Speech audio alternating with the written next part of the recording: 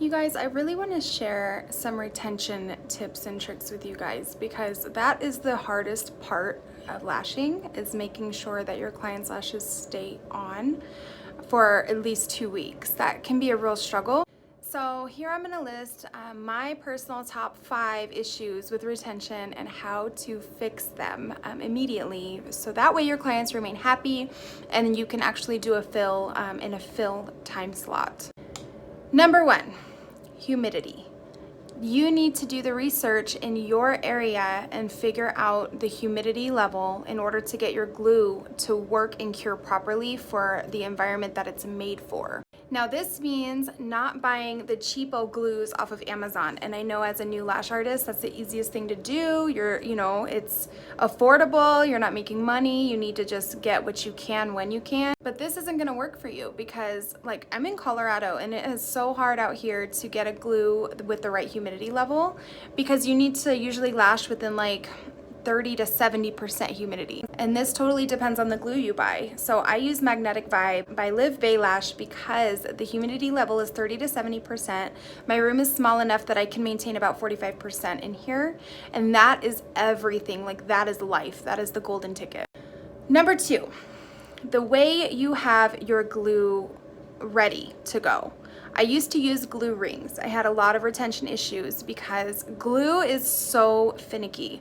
You have to have it sitting at a certain way where it's not going to separate. So what works best for me, what I've learned from doing this wrong for so long, is to get you a Jade Stone, use 2 pieces of paper tape about this long, and then cut it into little tiny pieces and tape it all around your Jade Stone. That way every 15 minutes you can discard your glue dot and get another one. It's also very important to discard your glue dot after 15 minutes because leaving it sitting next to your new glue dot is gonna create more fumes and it's actually gonna dry out your new glue dot quicker, which isn't good either. You can't have a watery consistency.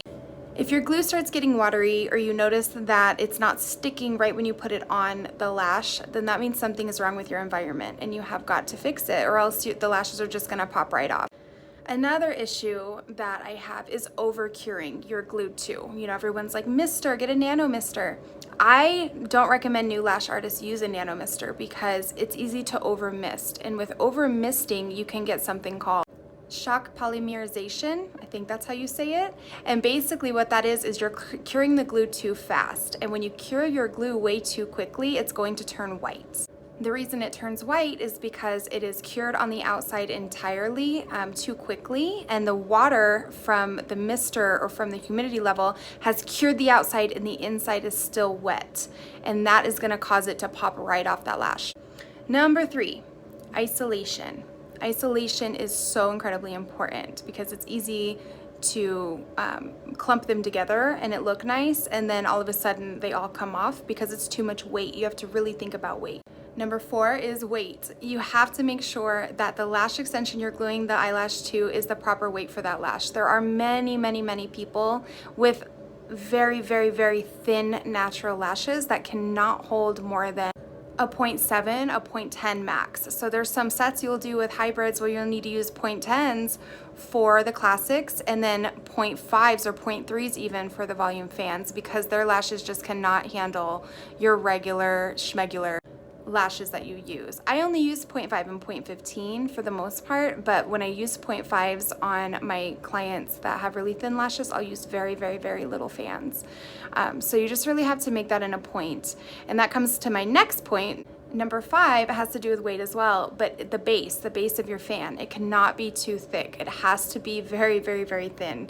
It's so easy to have a base that's way too thick for a lash. So just be very mindful of these things, you guys. And I promise with these tips, doing it the right way, you will have the best retention in the world. And then you can feel confident enough to go over aftercare and educate your clients instead of blaming yourself for all of these issues. I hope you guys appreciate this information and use it to your best advantages for your clients, and I promise they will thank you and you will have so many more clients to come that will be extremely happy with your services.